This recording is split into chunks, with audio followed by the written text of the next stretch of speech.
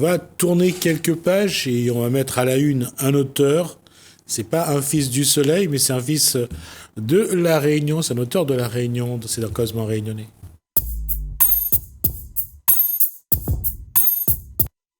Honneur aux dames, bonsoir à Koulsoum Le Libou. Bonsoir Gismé.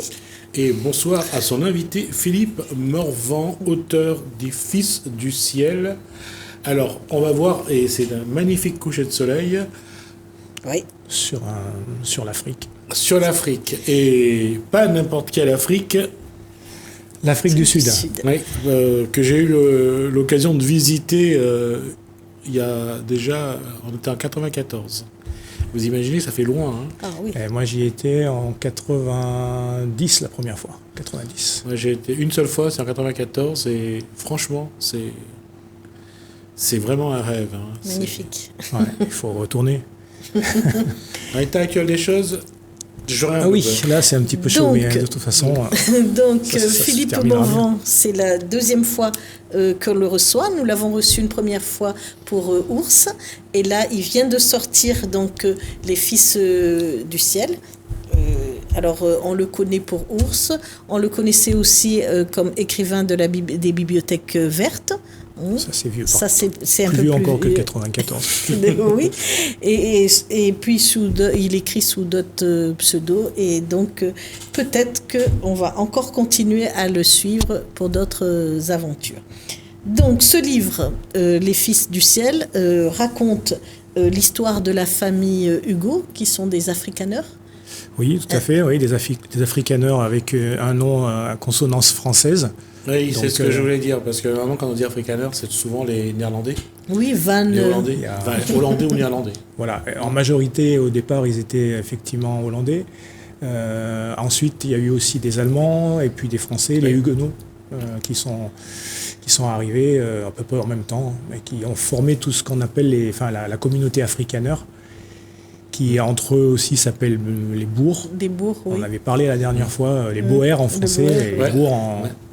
Avec la prononciation africaine. Il faut mieux dire les boers, parce que les boers à La Réunion, ce sont des... Oui, les cabris. Ah, d'accord.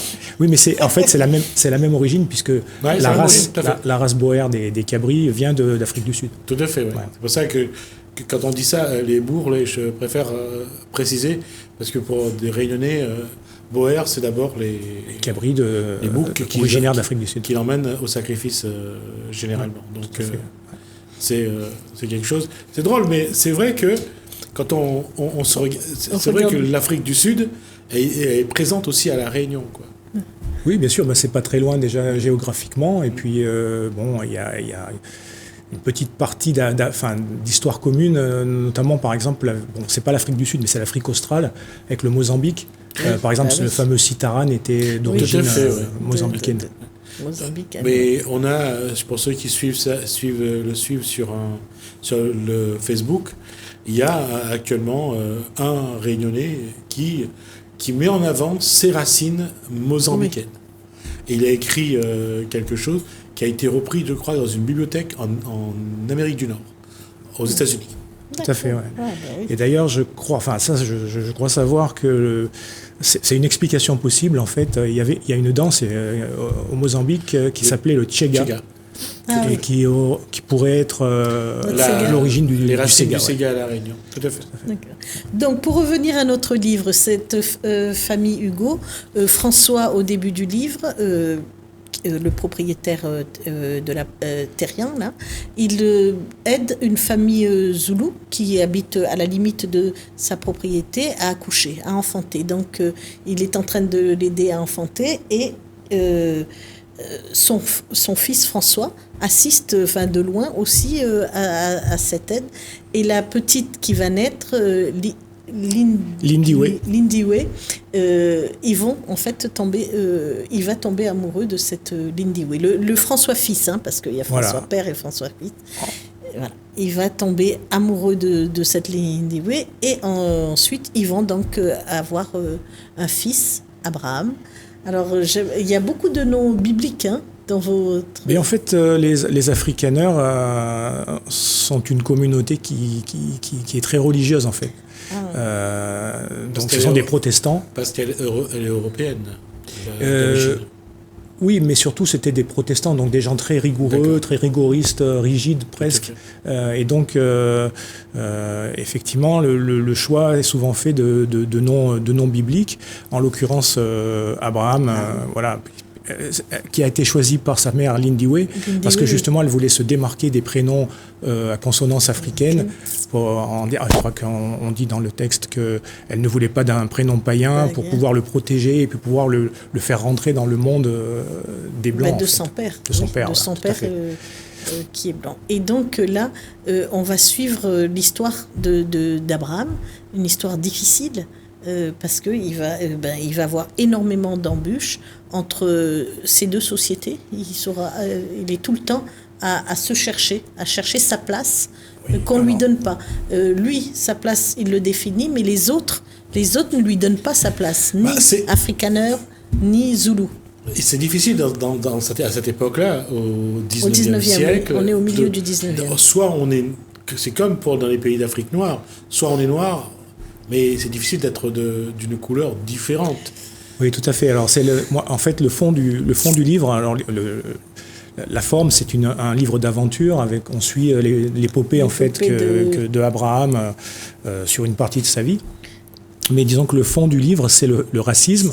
Et j'ai choisi comme prisme pour étudier ce racisme, le métissage, le problème du métis. Et pour moi, le métis, c'est vraiment l'archétype de la personne qui peut le mieux montrer la schizophrénie de la pensée raciste. Parce que j'ai du mal à parler de race, en fait, quand on parle de l'être humain, puisque à ce que on m'a toujours appris, il y a une seule race, c'est la race humaine, et voilà, une seule espèce, l'espèce humaine, et le reste, on peut parler éventuellement d'ethnie, de peuples différents, de choses comme ça. Il y a effectivement de couleurs de peau différentes, la nation arc-en-ciel de Mandela, mais j'ai du mal à admettre qu'on puisse encore s'attacher quelque part à la couleur de peau de quelqu'un pour essayer de le définir. Voilà, c'est ce que j'ai essayé de montrer dans ce livre, l'absurdité du principe même, en fait. Mais juste avant l'émission, je disais que quand on regarde le film Gandhi au début, quand Gandhi est en Afrique du Sud, justement, c'était la loi obligeait les Indiens d'Afrique du Sud à donner leur sang, à se faire répertorier. Et on voit la difficulté à ce moment-là, c'est l'Angleterre qui était donc qui gérait, qui était aux affaires en Afrique du Sud, comme en Inde d'ailleurs. On voit que là encore, on essaye de mettre des étiquettes. Oui, tout à fait. Ouais. Et ça a perduré pendant tout l'apartheid, enfin le régime de l'apartheid. Là, c'était plus les Anglais, c'était effectivement les Afrikaners qui étaient à la manœuvre, mais on a toujours classé, et on continue à classer actuellement, même après l'apartheid, les gens en fonction de leur couleur de peau, en fait, de leurs origines. Mais quelle origine, en fait? Quand on parle de métis, quelle est l'origine? De quelle origine on parle? Au bout d'un moment, le métissage se perd. Voilà, c'est ce que j'ai voulu démontrer par l'absurde. Au moment de l'apartheid, non, ça n'existe plus, mais au moment de l'apartheid, on définissait en fait, il y avait tout un tas de batteries de tests, mais on définissait si la personne était métisse ou pas métisse, avec toute une batterie de tests complètement absurdes, et notamment il y avait le fameux test du crayon qu'on mettait dans les cheveux et qui tombait ou non en fonction qu'on avait les cheveux plus ou moins crépus. Et certaines personnes se sont trouvées classées comme métisses et non pas comme blancs, ou inversement comme noirs, et étaient coupés de leur famille, ils n'avaient quasiment plus le droit de les voir. C'était ça l'apartheid, c'est-à-dire qu'on vivait à part en fait, chacun vivait à part.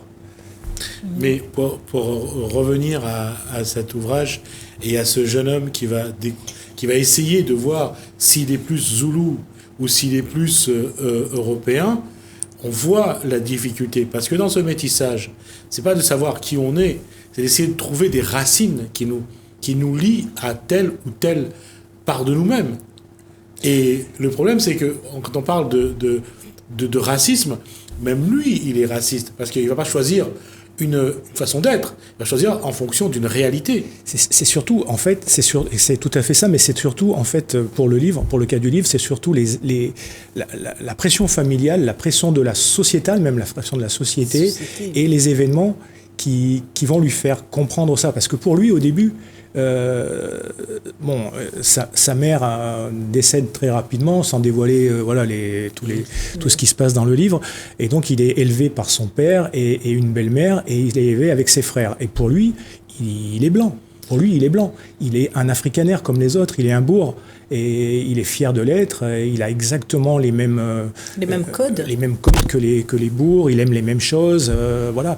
Et les événements vont lui montrer que c'est pas si simple. C'est pas si simple. Et c'est ça qui sera très violent pour lui, et c'est la brutalité avec laquelle il va comprendre qu'il n'est pas tout à fait le même, que même vis-à-vis de ses frères et de son père, il n'est pas tout à fait le même.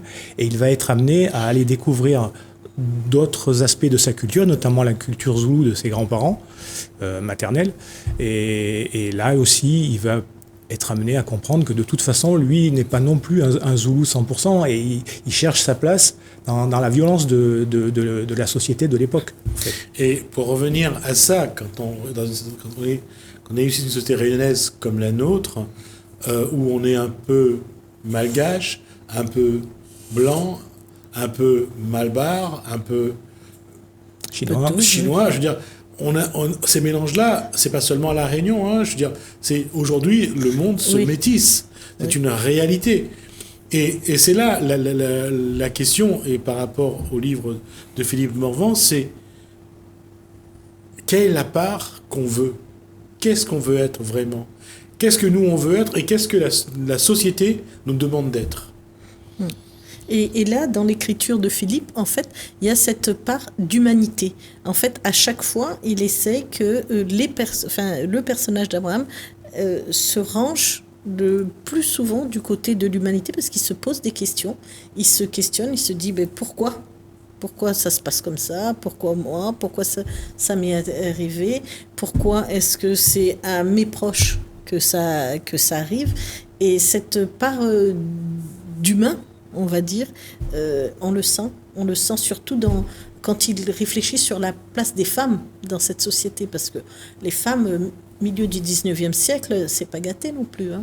Oui, ça c'est un autre sujet, mais c'est aussi un des sujets c'est pas le sujet principal, mais j'aborde aussi cet aspect-là, oui, bien sûr. Où Philippe Morvan va raconter, puisqu'il a dévoilé une partie, puisque c'est le père qui va éduquer. Oui, c'est on voit bien que, non seulement parce que lui, il est bourg, mais aussi parce que c'est un homme. Et que l'homme définit le chemin à suivre. Oui. Et c'est ça qui n'est pas simple non plus. Oui. Alors oui, et puis il y a aussi l'aspect des femmes dans ce livre qui n'ont pas forcément... alors ça dépend lesquelles, mais il y a certaines femmes qui n'ont pas forcément le beau rôle, puisque effectivement la belle-mère d'Abraham va avoir quand même une grosse influence sur son père à lui. Et puis, ce que vous disiez tout à l'heure est tout à fait juste. En fait, c'est pas tant de savoir si on est métis, noir ou blanc, c'est comment on se définit soi-même et qu'est-ce qu'on veut pour soi-même. Pour moi, j'en ai marre de voir que les gens se définissent comme métis, créoles, oreilles, etc. Tout ça, pour moi, ça n'a aucune valeur. C'est pas parce qu'on est né quelque part ou qu'on a une famille, on n'a rien choisi en fait. C'est le hasard qui nous a amenés ici ou pas. Et les gens qui se croient supérieurs parce qu'ils sont ou blancs ou noirs ou nés quelque part, pour moi, sont tous aussi stupides les uns que les autres. Voilà. Oui, mais ça c'est vrai, je suis d'accord. Mais le problème qui se pose, c'est que dans cette société-là, comme on regarde l'Inde par exemple, parce que c'est un système de caste. Oui, là-bas, c'est un système de caste. Si on est dans telle caste, on est supérieur à un tel, on est inférieur à d'autres. Et à La Réunion, j'allais dire, c'est aussi simple. C'est pas d'être chinois, arabe ou musulman. Est-ce qu'on est né dans une famille d'arabes, de chinois ou de malbar, riches ou pas? C'est bien c'est bien la société qui va nous définir par rapport à ça. Et c'est ça qui est le plus triste. Oui, tout à fait. Après, c'est vrai que c'est quand même beaucoup moins développé. Enfin, ce système pas de caste, mais disons d'importance d'origine sociale est quand même moins prégnant à La Réunion qu'en Inde, voire qu'à Maurice, où il y a quand même beaucoup par exemple, à Maurice, les créoles, ce qu'on appelle les créoles à Maurice, qui sont plutôt ce que nous on appellerait des cafres ici, en fait, sont quand même considérée comme la part la plus négligeable de la société mauricienne. Il faut dire les choses comme elles sont. Les Malbars là-bas sont beaucoup plus importants, implantés, et puis les Blancs aussi. Mais... Parce que j'allais dire, l'existence de l'Inde à Maurice est vraiment très forte. Oui, tout à fait. Ouais. Et effectivement, ils ont peut-être importé cet aspect-là, un petit peu de... Alors, c'est pas des castes, puisque c'est caché. Voilà, les Indiens qui sont arrivés à Maurice, j'imagine, n'étaient pas des classes dominantes. Mais ils ont pu effectivement reproduire cet aspect-là avec les anciens esclaves, eux étant plutôt des engagés. Ils ont peut-être pu reproduire un petit peu cet aspect-là par rapport aux anciens esclaves qui, eux, étaient des Noirs, c'était plutôt des Africains, en fait. Ouais. Donc, il y a beaucoup moins de mélange à Maurice. Ça m'a toujours choqué, un petit peu, par rapport... Pour voir que c'est deux sociétés créoles, en fait. Moi, j'avais des amis mauriciens. J'ai toujours des amis mauriciens, notamment un repose en paix, qui vient de disparaître récemment. Il y a toujours eu cet aspect-là qui m'a choqué à Maurice, en fait, qui n'existe pas, heureusement, à La Réunion, en fait, oui, de différence entre origines. Mais par rapport à l'histoire, c'est toujours une quête, hein. C'est un jeune qui va aller à la recherche de lui-même. Oui. Que ce soit ce qu'a écrit Paul Coelho dans l'Alchimiste, que ce soit l'histoire de l'oiseau bleu, que ce soit à chaque fois partir pour se découvrir.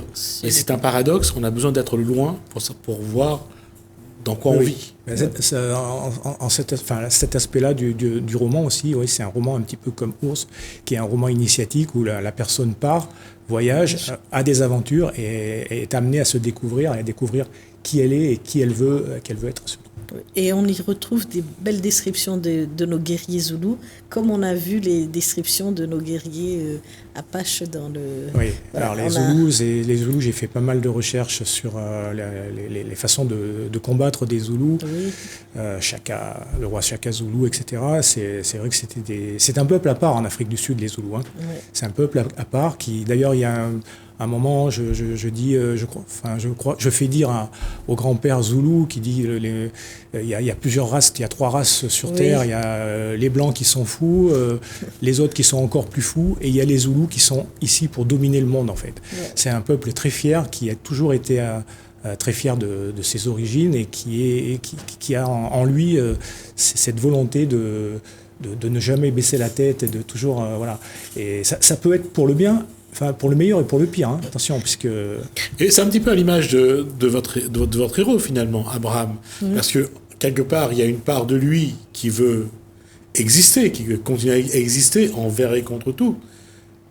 Mais en même temps, il y a aussi cette évolution de la société où les tribus disparaissent, où les j'allais dire, les communautés disparaissent. C'est moins marqué.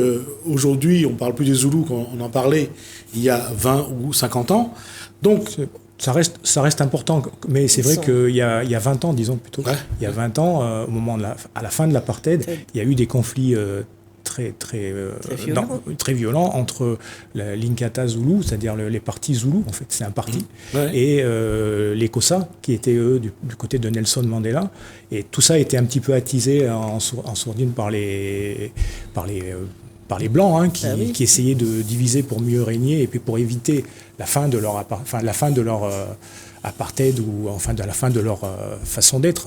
Et eux. Puis on le voit dans l'histoire. Ça reste un peu important quand même. On voit dans l'histoire, on voit en Nouvelle-Calédonie, le leader des Kanaks a été assassiné par des Kanaks qui n'étaient pas d'accord avec lui. En Inde, les Gandhi, qui a amené à l'indépendance, a été assassiné par des Indiens, Sikhs, mais des Indiens. Donc on voit bien que lorsque on leur donne la liberté, ce n'est pas simple non plus pour eux. C'est jamais simple, et puis il y a toujours des factions. De toute façon, on n'arrivera jamais à mettre tout le monde d'accord, que ce soit des Noirs ou des Blancs, il y aura toujours 2 chefs qui essaieront de se bouffer le nez pour avoir la part du gâteau. Hein. Ouais, donc, voilà, c'est sûr. Et donc le titre Les fils du ciel. Alors les fils du ciel, les fils du ciel, c'est les Zoulous en fait. C'est comme ça que. Alors le peuple du ciel. Ils se définissent comme ça, ils se nomment comme ça. Ils se nomment comme ça dans leur histoire. Ce sont le premier Zoulou est descendu du ciel. Du ciel, oui. Il y a toute la légende que le grand-père. Il y a des légendes qui leur racontent le soir quand ils sont enfants. Oui. Qui racontent donc ce peuple. Et aussi, il y a une partie du roman qui est un peu politique aussi, puisque on a ce combat des Afrikaners, des Britanniques, les Zoulous, et cette histoire de division des territoires, de recherche. Une fois ils sont alliés, une fois ils sont contre. Oui, voilà, pendant plusieurs décennies, ça a été une lutte d'impérialistes, en fait, entre l'impérialisme zoulou d'un côté. Il ne faut pas oublier que les Zoulous sont un peuple d'origine bantoue, comme les Xhosa d'ailleurs, mais qui sont un peuple d'origine bantoue qui sont descendus il y a plusieurs siècles. Alors, on ne sait pas exactement quand, mais bien avant les Blancs, qui sont descendus de l'Afrique centrale et qui ont conquis toute l'Afrique australe, où à l'époque habitaient que les San, le peuple San. Et puis il y a eu aussi donc les Anglais qui sont arrivés pour essayer de prendre. Au moment en fait où on a trouvé l'or et on a trouvé les diamants, il n'y a pas de mystère. Avant, quand il y avait que des éléphants, et encore que les éléphants avec toujours leur ivoire, les pauvres. Mais il y a toujours eu quelque chose à aller chercher. Et en fait, les peuples afrikaners et anglais en sont venus à se faire la guerre eux-mêmes. Pourtant, deux peuples blancs qui n'ont pas pu s'entendre, puisque deux peuples complètement opposés, et avec un certain mépris des Anglais pour les Afrikaners. Et voilà, il y avait eu deux guerres des bourgs, ce qu'on appelle la guerre des bourgs. Il y en a eu deux, en fait, à 20 ans à peu près d'intervalle. La première s'est conclue par la victoire des bourgs sur les Anglais, et la seconde, j'imagine que les Anglais ont dû un petit peu se préparer à l'avance, s'est conclue inversement par la victoire des Anglais et par une tragédie pour le peuple bourg qui en a gardé, je suppose, aussi une grosse rancœur, et peut-être que ça explique en partie après leur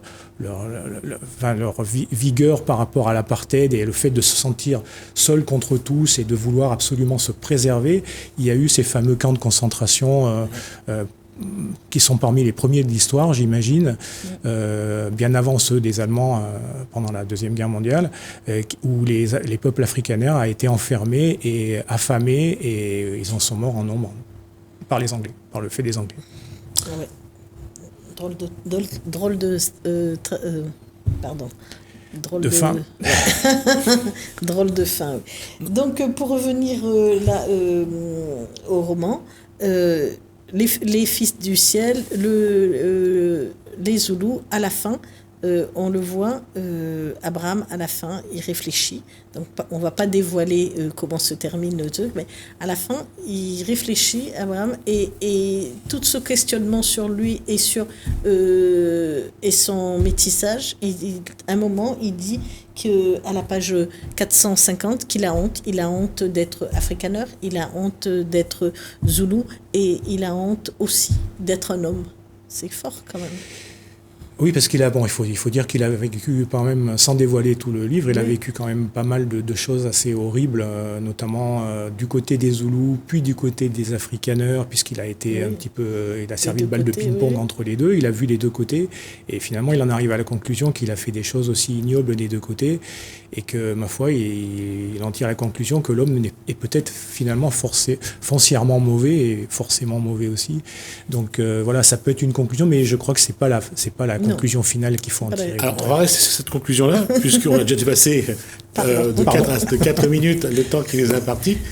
Merci, Philippe Morvan. On rappelle donc ce livre, Les Fils du Ciel, donc, qui sont déjà dans les... Oui, il est sorti le 24 février, avec un peu de retard compte tenu du contexte à La Réunion, mais il est chez tous les libraires normalement, et ceux qui sont ouverts en tout cas.